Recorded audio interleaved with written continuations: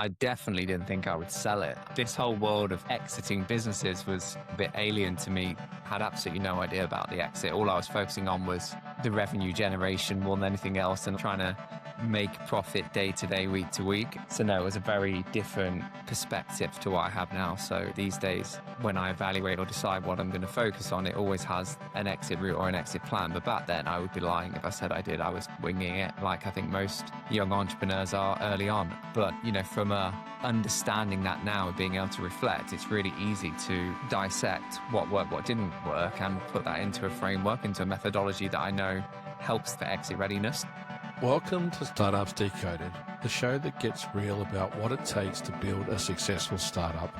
I'm Andy Walsh, 2 times exited founder, strategist, and your host.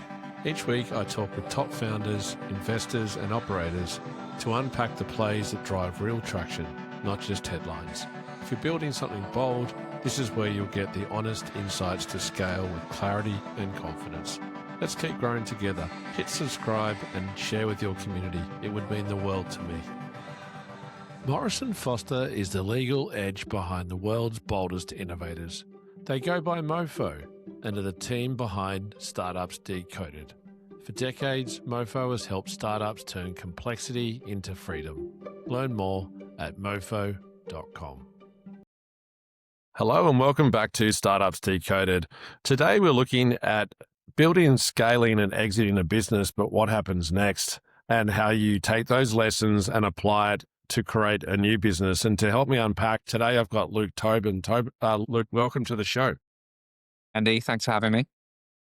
We've literally connected for the first time today, and I love jumping on to these conversations and feeling like you're two peas in a pod. We've trodden very similar paths as far as our experience in building an agency, bootstrapping, and then scaling that, but also what you now do in helping other people do the same. Can you just give us a little bit of context on yourself as far as your background, where you came from, and then we'll start to explore a bit deeper on what you're doing today? Yeah, of course. So I've been in this crazy thing we call entrepreneurship for about 20 something years, 22 years.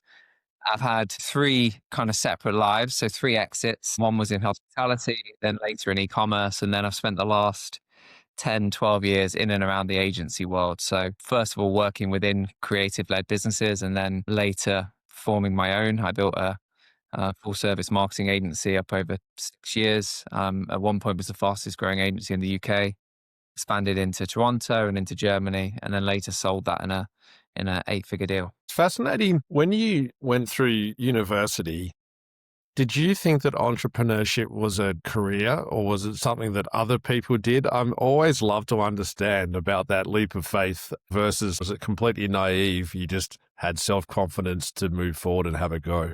I mean, I was definitely naive, but first and foremost, I didn't go to uni. So I left home at 16 and went to college, went to a drama college.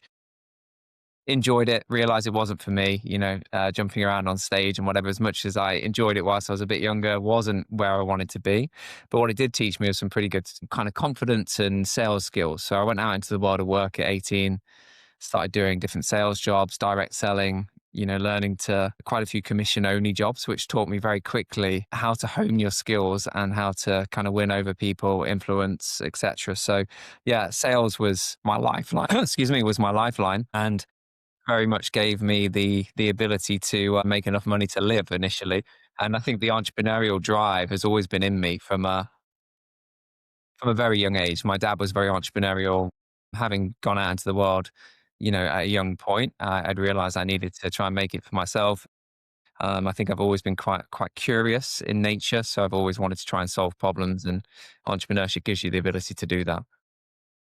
And for me, the ability to look at the world through a different lens is definitely a standard founder quality. And going through a non-traditional path, and you look at one end where you have your Stanford alumni that basically go through and they're crafted into founders and they have a network and everything that goes around that. And the other end, you have people like yourself just going through what is a pretty standard upbringing and then having a life journey inform what you do next. And I had Michael Gibson from the 1517 Fund. Oh, yes. he worked with Peter Thiel to launch the Thiel Fellowship, and listening to some of those stories, and their whole thesis is backing founders that didn't go to university. It's Yeah. the people that see the world very differently, and two of their alumni are Ethereum and Figma, Mhm. and two names that speak for themselves that didn't have an education, have created something significant now. And that experience for me is almost more valuable than a traditional education, because you can be very focused and myopic on learning the same way as everyone else rather than being a creative thinker.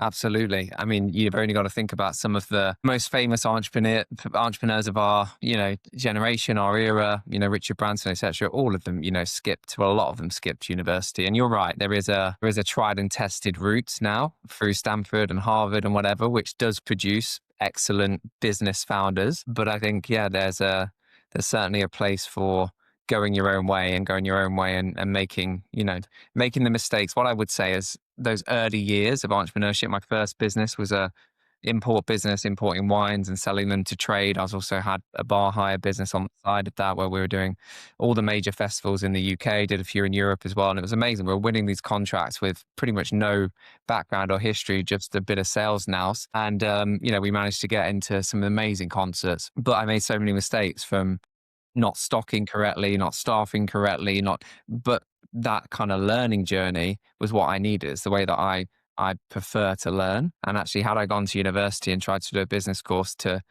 teach me all of that, I feel like I would have had to go out and have those mistakes anyway. So I would have been 3 years behind where I was in many ways. So yeah, it worked well for me, and I'm sure for a lot of others as well.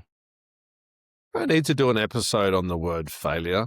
I have a real issue with the word fail and failure, in the Mm. sense of how it's used in startups, the whole notion of fail fast. For me, it sets the wrong tone. That I repeat a lot is around thinking like a scientist, which is the hypothesis focused on, here's what I want to do, here are some options, I'm choosing option B. You go forward and it works or it doesn't work, and you learn, and then you keep going again, right? Failure feels finite. And it sounds like for you, you learned some tough lessons, but obviously by your success, what you did was take those lessons, put it back into a system that you then evolved and adapted over time to be better next time round. And you have to be pretty pragmatic and thick-skinned to be able to be in the trenches and navigate those really intense, emotional and stressful situations. But if you don't look at it as a lesson, then you're perpetually going to be stressed and you're going to be really hard on yourself. Absolutely. I think that would be a really good episode to do, by the way. And you're right, there is a strange framing in society about failing, but actually what we're talking about is just learning.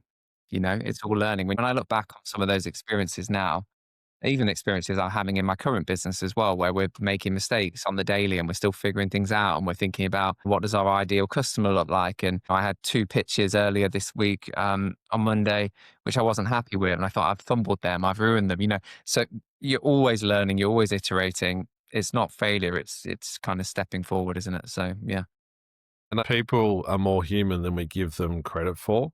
And what I mean is, like, say, in a pitch situation, if you're fundraising, you treat a VC like it's the hand of God, so to speak, as far as if you don't do a perfect job and close this money, that life's over in its current form.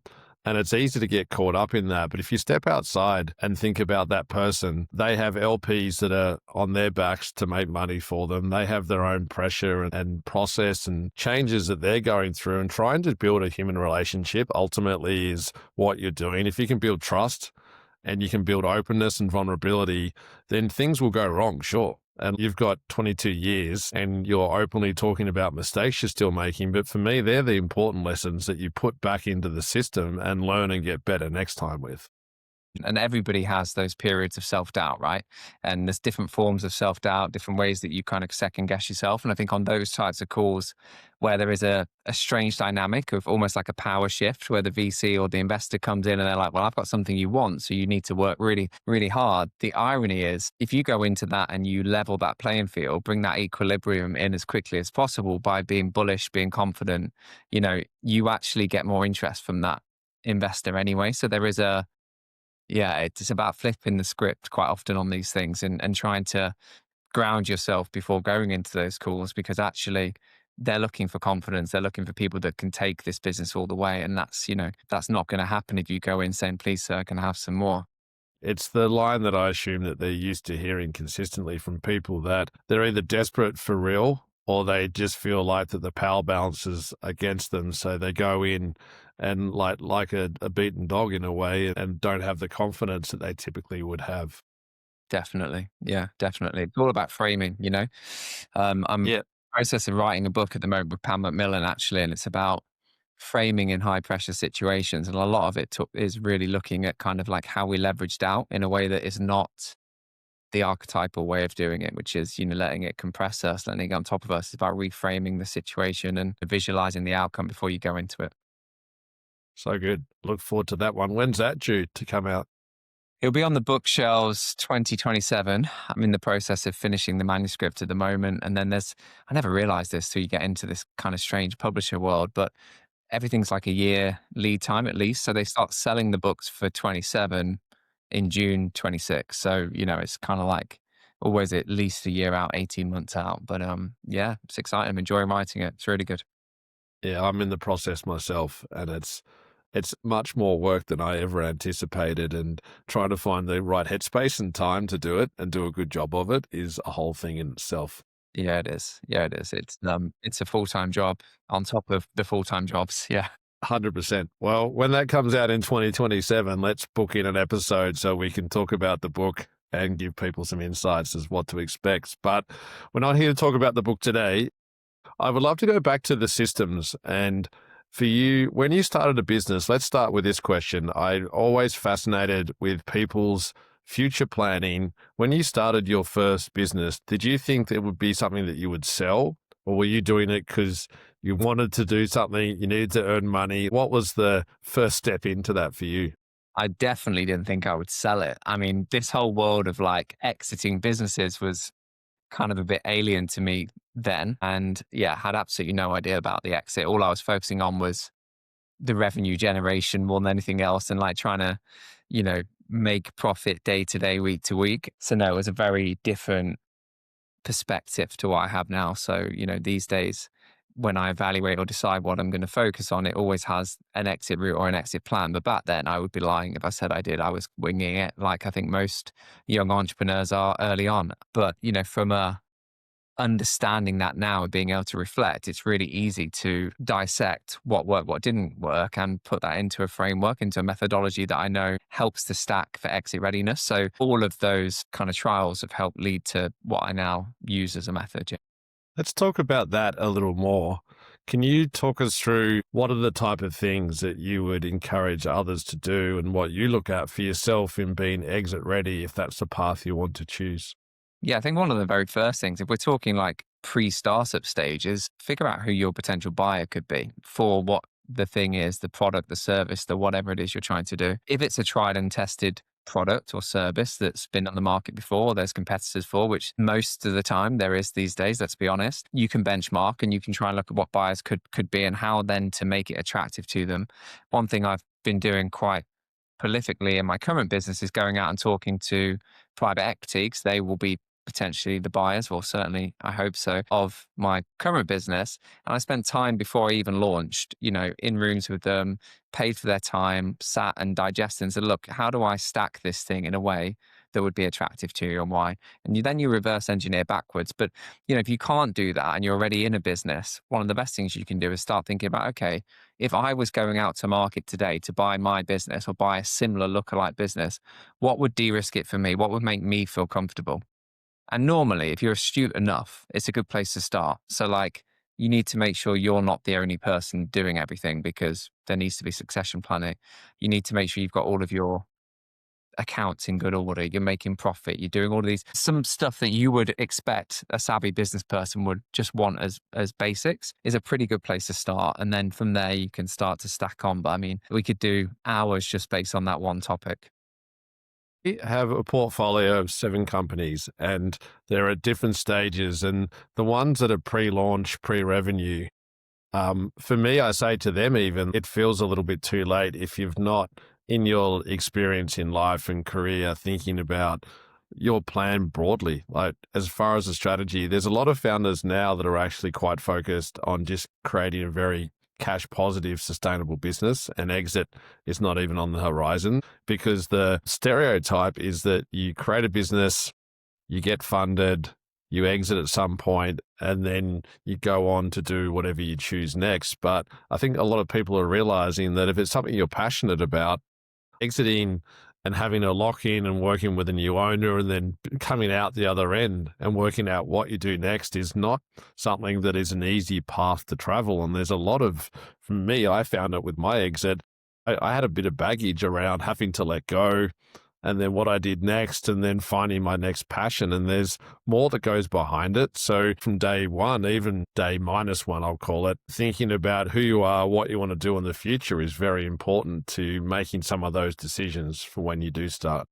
100%. I think it's something that we're all charging towards a financial outcome typically and some sort of, level up, life leveler. And we sometimes forget the emotional and the kind of spiritual piece that goes with all of that because there is a huge shift and a huge change. I found in my last business, I was running a team of just under 100 people at one point, felt like I was kind of the center of all of that, the energy that was revolving that.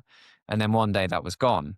And then no one's calling you or slacking you or checking in with you. And all of that kind of pressure and that energy that you've been thriving off just disappears. And, it does take a bit of adjustment. And I think, prepping yourself and there is stuff you can do to support yourself with that. But yeah, the more pre planning, the better.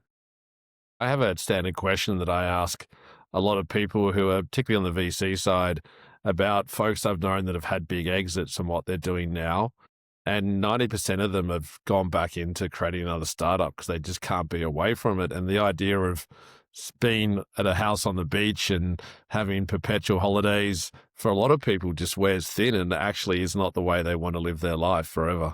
It's hard, isn't it? I mean, I've got a house on the beach, but I am still doing a startup and I'm still working. So I've gone for the middle ground. I've gone for the nice setup, but I'm still sat in this space a lot of the day, working and doing what I love to do, which is problem solve. And I think again, if it's something you love and it's passion, then why would you deny yourself of that? If it feels like a grind and it feels like hard work, then it's probably time to get out of it. And my background was in music culture, and that was the businesses that I started. And in the time, it felt like I was, at the fire hose drinking a whole bunch of water. But I look back at it now, and it was the best time of my life as far as the people I worked with, the projects I created. And I don't talk about it a lot these days, but when I do in private conversation about my experience that I had with some of those projects and what I created, I have a sense of pride, but people are always fascinated. They're like, you did what? And it's easy to get caught up in the fact of you actually do have something that you love and being able to enjoy it rather than feel stressed by it because you don't know what's going to happen in the future. You never know. And look, it's so easy to find our identities and our only purpose from what we do, and we forget to be. And I think that's a big trap for most entrepreneurs and founders. We become, yeah, we become what we do rather than who we are. And I think it's an important thing to always reflect on and try and ground yourself. I love what you just said. There's a guy, Ben Crow, I'd say he's a mental health coach, but not a therapist. He's Australian, but he's worked with some of the best athletes in the world. He started at Nike, likes of Pete Sampras, Andre Agassi, household names, but he talks about human being and human doing, which I love as an expression. And being able to clearly articulate both is very important because if you define yourself by what you do, life becomes so much more stressful. Whereas as a human being, if you have passion and purpose and hobbies and things that you love outside of work, you can separate the two. And I think it creates a much better dynamic for mental health. 100%. I know a lot of founders that have exited now, and I'm in quite a few of these kind of exited founder groups. And it's fascinating when you go to events and you talk to them, they've had great exits. On the surface, they should be really comfortable, happy, sort of, but a lot of them are still just searching for that real reason for life. Like because they literally had their identities for so long wrapped up in their businesses. And don't get me wrong, like I'm sure some people listening will go, oh, that's a good problem to have. I want that, but, it's still a problem in some shape or form. So, if you can find something you love and genuinely enjoy doing it, and it doesn't feel like work. What's the expression? I think it's find a job you love and you never work a day in your life. I love that. It's so true. But for most of us, I think there's a survey done by Harvard Business School. It's like nearly 90% of people day to day do not feel fulfilled in what they do. And that just seems completely bonkers to me. The amount of people that just assume and accept that what they're doing is all they can do. Yeah. And it takes a leap of faith to be able to career change, start a business, whatever it is you want to do that you're passionate about. So it's very much a psychological based. I think either it's genetic or it's something that you've seen and been inspired by in a community of people. But I love that world. And to jump back in, I'd love to go a little bit more practical as far as that process. And we talked about exits and planning from them from day one. What are the types of things that you either coach or you work with some of your own portfolio on and your own business on thinking about structure, frameworks, and how you build a business that has a sense of control when things get chaotic? You want to have something to fall back on. How do you start to think about like auditing or thinking about those elements, but then actually rolling that out? Yeah, it's interesting. If I take my current business, Unusual Group, so we're working with creative led service businesses. And I think it's a beauty and a curse when it comes to service businesses. There are similar challenges. They might present at different times, they in different phases and guides, but typically they are similar problems. So you can create structure around challenge and solution for that. So more often than not, it's things like actually most of the smaller agencies you talk to, they don't understand where their money's coming from. Like they might have 6 service lines and one of them's probably the one that's carrying the other 5, for example. But it's like actually understanding billable versus non-billable. So going in and actually deep diving into, okay, where's the money coming from? Where's the profit? Why? How are your team resourced? Like just small little understandings of those sorts of things can make a massive difference because teams in service-based businesses will always feel busy and they'll always feel like they need more staff because you can fill your time. Anybody can fill their time. Whether you're filling it smart or not is the real thing. So we do a lot of work around that understanding of like the inner workings and the cogs that are turning the business. I think for most small companies and small business owners as well, sales is always an issue. And sales in this day and age can be trickier. There's all new platforms and LLMs and lots of stuff you need to think about. But typically it comes always back down to relationships and how you position yourself, how you find some way of carving out from the noise. So we do a lot of work around that as well. And we've created an 84-point framework methodology for scaling to sale an agency model. And I can't talk too much about it because it's proprietary, but effectively it's got 8 sections to it. And some of them I just touched on, so sales and marketing, operations. We've got AI and tech enablement because we believe right now that agencies of the future will be a blend of technology and service, best of both worlds, which we're already seeing a growing trend in, and other aspects around kind of IP generation, asset creation. Like in these service businesses, and in a lot of people that will be listening to this, you have got IP and you've got things that are protectable, defendable, but you don't know that you do. So just the way that you're operating as a business, often if you were just to document that and look for ways that you could create something that was unique or have a different method or a different approach to it becomes IP. And people don't think like that. And that actually has innate value when it comes to exit. So we do a lot of that stacking and a lot of those workshops to really unearth all of those different value multipliers. And everything we're working on is always like, how do we identify these issues or opportunities, explore them and grow them together so that we can add additional value later for exit?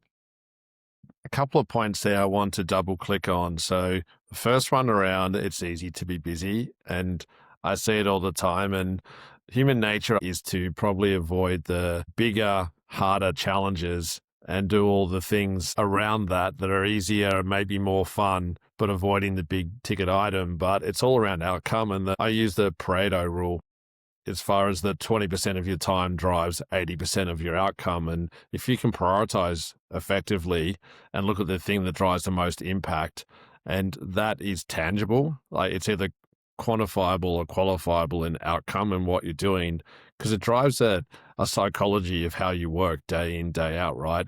It allows you to think about what you do, the outcome of that, testing, learning, growing, and being really effective with your time. Because in a service-based business, to your point, you're at the hands of the person that you're dealing with as a client quite often, depending on if they're happy, they're angry, deadlines, they have external things that are dictating what they do. And you need to sort of fall in line around that. So it's a real balancing act, but being able to be forthright is one skill, but actually be effective is really important. Is massive. And also I think I see a lot in startups where they are not very good at channeling into swim lanes the resources that they have. So there's a lot of overlap and a lot of doubling up on tasks, a lot of people involved in similar conversations, a lot of duplication of work. Whereas actually just thinking about streamlining, and in a small business when you're trying to get going, your people are so critical. And actually, if you're flooding people with the same topics, it's not always the smartest thing to do. So, really thinking about swim lanes, focuses, clear accountability makes a massive difference as well. If you're building the future, you deserve a legal partner built for it. Morrison Foerster, the legal edge behind the world's boldest innovators. They go by Mofo and are the team behind startups Decoded.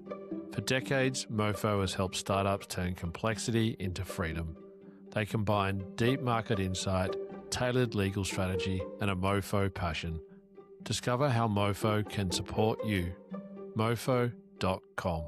And the second part that you talked about is around IP. And IP today is really important. And there's a combination of human intelligence and earned and learned skills, but also AI, fusing those together. But for a service-based business, it's even more important, which is the point that you're making there, because you've got ways of working that are unique to you. And you see agencies pitch their own proprietary process. Sometimes it can just be a posture to be able to stand out and differentiate, but other times there actually are things that they're doing in a way that's unique. And I think that intersection of AI and human skills is something that we're seeing come to life now, literally, of all in AI content, which is obvious still, versus human created content and the fusion of both and how that sticks and the effectiveness of that.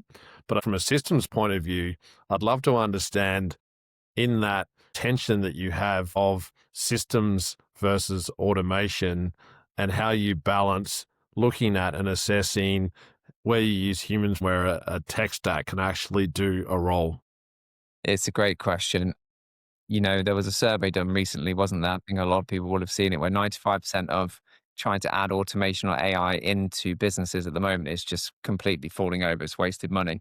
And I think a lot of that is people are going, oh, I've got a problem.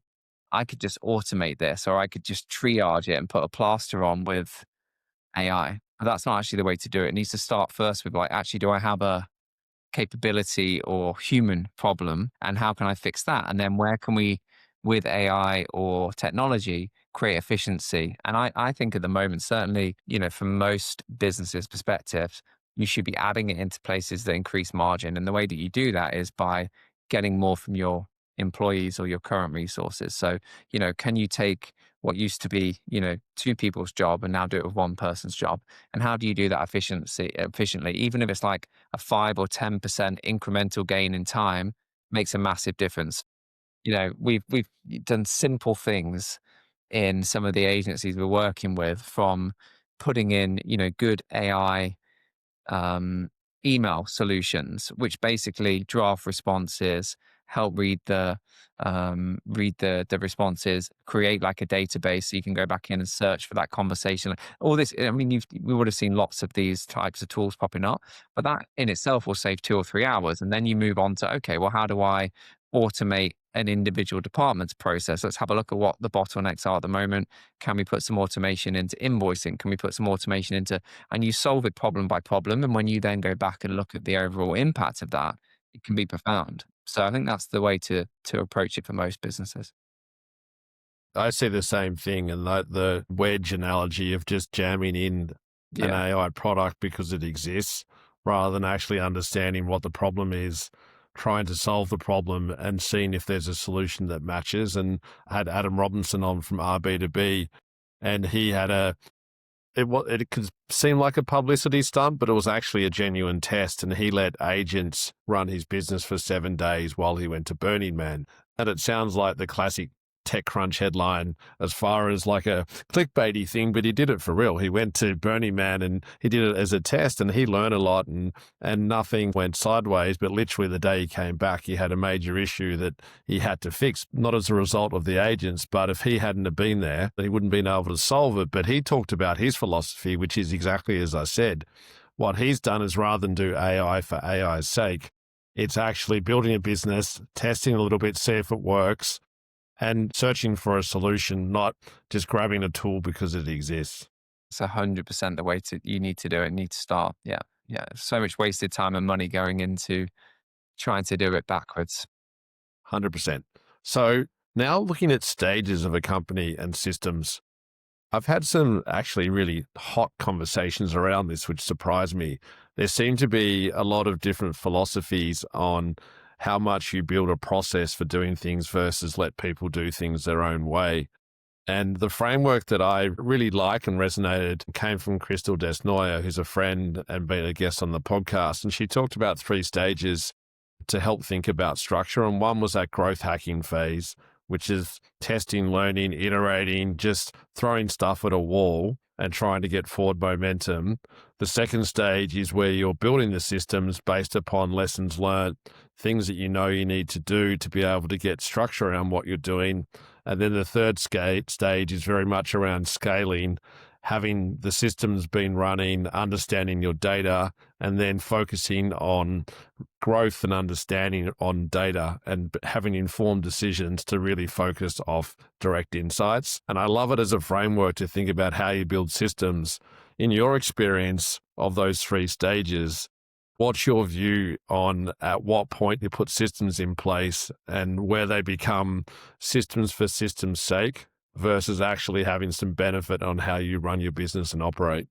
I think one of the beauties of a startup is that you can be more agile and scrappy at the start, and actually that you can test and you can iterate quickly. And then later, once you've gone through that trial and error period and that ability to be agile and move quickly, to start then building in processes like a phase 2 has been arguably what I've done. When I think about my current business now, probably try to over engineer certain aspects of it. And because we've got our methodology and we've got certain workshops and ways that we like to do things, that then can quite often slow people down because they need to follow the steps, they need to follow the stages. And it's good for new people coming in because it's easier to train, but you do lose a bit of that kind of startup flair of like people bringing their energy and feeling like they're creating and bringing problem solving and bringing the real energy to that kind of startup challenge. So I can see both sides. I mean, I think in my businesses early on, it would have definitely been kind of scrappy, iterate, much more. Now I'd probably start somewhere between stage 1 and 2 of what you just described. And, I think as you mature as a business, having defined processes is essential. As your team gets bigger and bigger, you need ways of pulling people back to SOPs and having really defined ways of working. The last agency group that I sold my agency into was 1,300 people, 9 offices, different languages, loads of acquisitions going on. We did 8 acquisitions in the time I was on the board as co-CEO. Without structure, we'd have been completely lost at sea. So, at that point, but one thing I would say, there was lots of positives there, lots of negatives as well, in the sense that some of that rigidity that comes with those processes makes things really slow and really painful. So actually, from a startup perspective, I always think it's better to stay a little bit more agile and build those processes once you've really figured out the thing.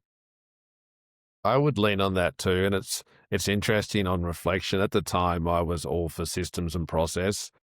And part of it was my desire to have control and not in a way of micromanagement. But as I grew, if something was being done by somebody else and I wasn't involved at all, I wanted to have a layer of visibility on that. And it's a real maturity piece that comes with being a founder and scaling, of letting go of responsibility, delegating, and letting people own and grow and make their own mistakes and learn. And that, from a culture perspective, is a really big challenge. It's massive. Look, if you're a founder that is hands-on, and as a founder, you are kind of the center of the whirlwind, right? You're building all that initial energy, and over time, the whirlwind starts to get bigger and you pull people in and they become part of your energy. And it's like, but you need to let them spin off and start having their own energy buckets and different ways of working, because otherwise, if it all sits with you, one, it's not sustainable, and two, you actually end up hindering the growth. So, you look at these huge, well-known CEOs of the world, like Elon Musk. You cannot tell me he's in each of his businesses every day, with a finger on every process. He's not. He's got a very clear vision every role. That's what he does. He dips in, probably makes one or two key decisions a month for each of those businesses, and gets back out of the way and lets people do it, and lead from the front. Obviously, on a much smaller scale, that can be done within startups and scale up businesses as well. Find great people, enable them, trust them, and give them responsibility. And I tend to find that people thrive much better in that type of environment than anything that's too rigid. And the ability to feel like you're empowered to make decisions, add new ideas, evolve systems and process gives you a sense of purpose and pride. Like, you don't want to just be a cog in the wheel and be a doer. Like, I don't think many people enjoy that. Maybe there's some that are nervous about making mistakes or not backing themselves or not having that self-confidence. But in a startup environment, people typically come in because they want to feel like they can innovate and push and have a role in that system. Yeah, it's really key. Really key. Okay, going further on that from a culture perspective, again, if you go from, you talked about 100 people in your business there at one point. If you go from your first 10 employees to your last 10 and the different types of personality types, in those early stages, recruiting people can be challenging based upon generally a lack of funds and what you can pay them.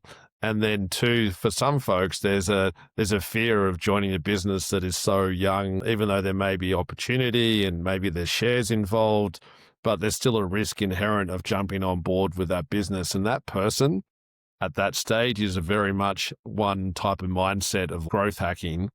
The last 10 employees are probably coming in because they love the idea of a startup, but it's got more maturity, it's safer. So at opposite ends of the scale there, you've got two very different types of personalities. Did you see that just happen naturally in your companies? And then how do you think about having those two different personality types become one in the same culture? I think it's interesting. So it's happened slightly differently in each of the businesses, but I think that's because of the different sectors. So if we take the agency, because it was the most recent, the team that we started with is not the team we ended with. And two of them were. So if we think about the first 10, two of them finished the journey with me to exit. The other eight didn't. And probably arguably maybe the first 20 didn't, but bar a couple. Because you bring people in, again, it's a lot of it's affordability. You also want people that believe what you believe.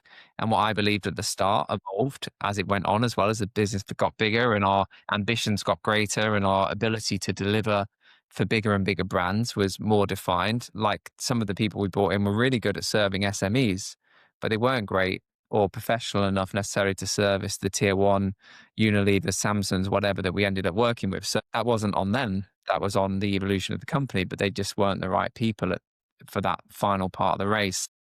Things evolve, things change. I think the blending of different people in the team is actually one of the most fascinating jobs of a CEO.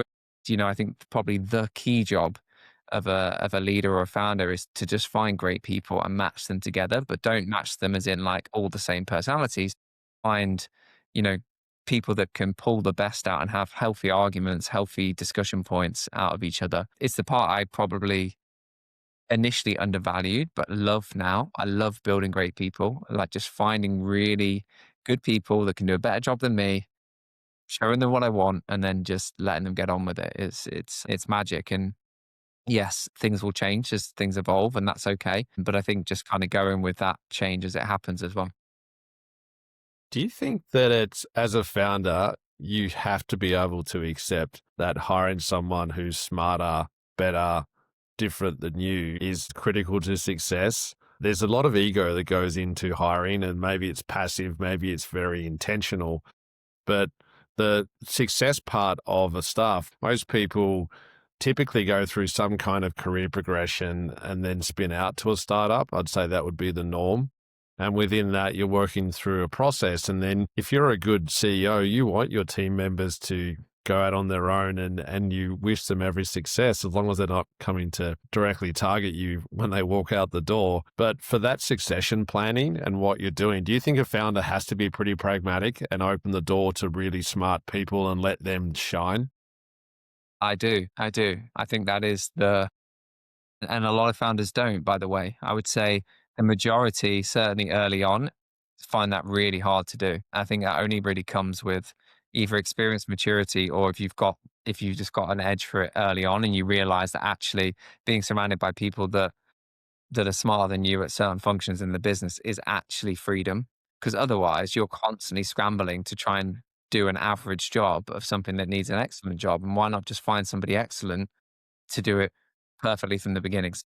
Yeah, the smarter, the better is the key, and just let them just get on with it. This whole there's a lot of people talk about being a founder is wearing multiple hats and spinning lots of plates and dropping some of those plates, and all of that's true.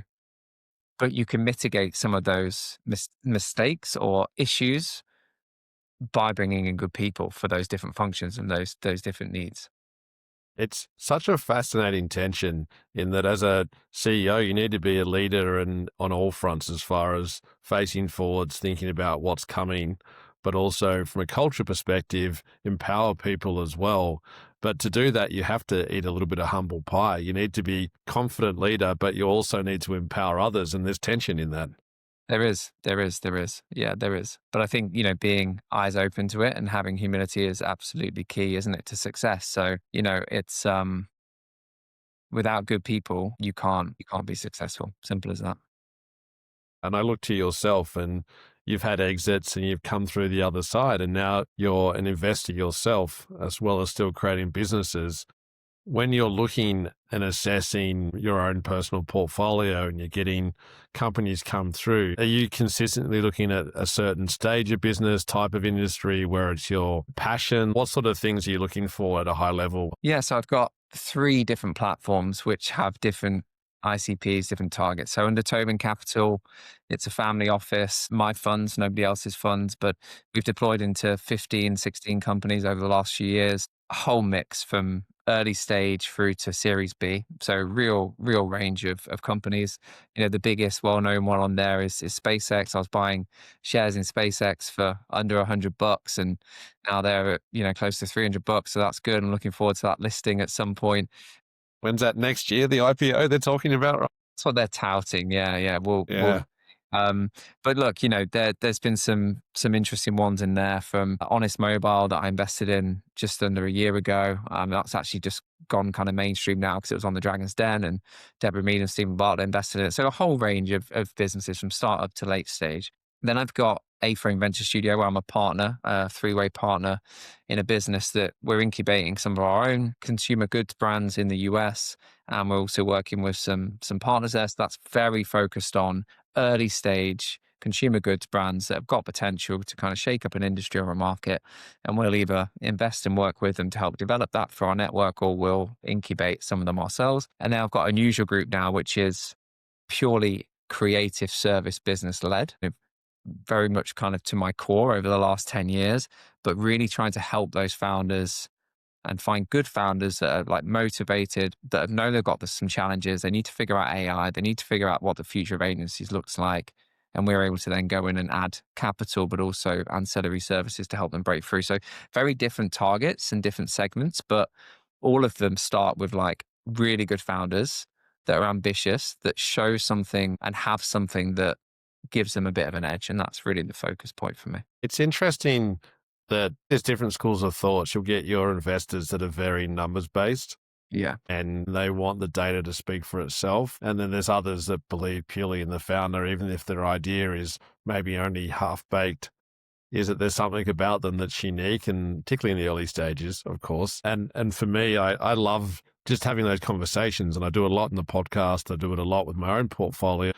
But that tension around data versus humans, again, not from an AI perspective, but it's understanding your business, but then also understanding the person that's leading that business. That's the key. I mean, early stage, that's all you've got to go on, right? You've got to back of the fag packet valuation that nobody can determine whether is possible or not, and you're dealing with the founder and what they've done and what they're about and trying to get a feel for them. I mean, a lot of the work we do at Unusual, we incubate and we spend 2-3 months working with these founders before we offer them a chance to come into the collective. So it's very prescribed, but deliberately, and there's a lot of stepping stones. We really understand those businesses. Unfortunately, you don't always get the chance to do that with early stage investors. I wish that was the case, but that's been a fascinating exploration of like taking the learnings I've had from doing those early stage ones and actually now being able to incubate through before making the decision whether to invest or not. So yeah, it's an interesting space. I mean, the investment world is not for the faint hearted, but it's a lot of fun. It's a lot of fun. Absolutely. Well, Luke, it's been so fascinating to unpack your journey. Sounds like your three hats, three different approaches. What's the best way for people to reach out, and what sort of things are you looking for now actively? Yeah, so always interested in investment. So if anybody's raising or looking to raise, always willing to receive a pitch deck, and that can go through tobincapital.co.uk, and my team there and I can pick it up. Alternatively, to stay attuned with the book and the other businesses, everything that I'm up to, I have a newsletter called The Success Method. We publish weekly on a Sunday, and we share frameworks, actual methods to help move the needle forward in a business, but also in life. So feel free to check that out. And you can go to luketobin.com in order to access the newsletter and see everything else that I'm up to, from events to book to whatever else. And I'll make sure that I share all those details in show notes on my social content, so you'll be able to reach out to Luke. Again, this has been so interesting, and I'm glad you're able to make the time to speak today. Thanks, Andy. Really enjoyed it. Thank you. Thanks for listening to Startups Decoded. If today's conversation helped you think differently, share it with a founder in your network. And don't forget to subscribe for real-world startup insights every week. We really value your support. If you're interested in partnering with us, email hello@startupsdecoded.com. I'm Andy Walsh. I'll see you next week.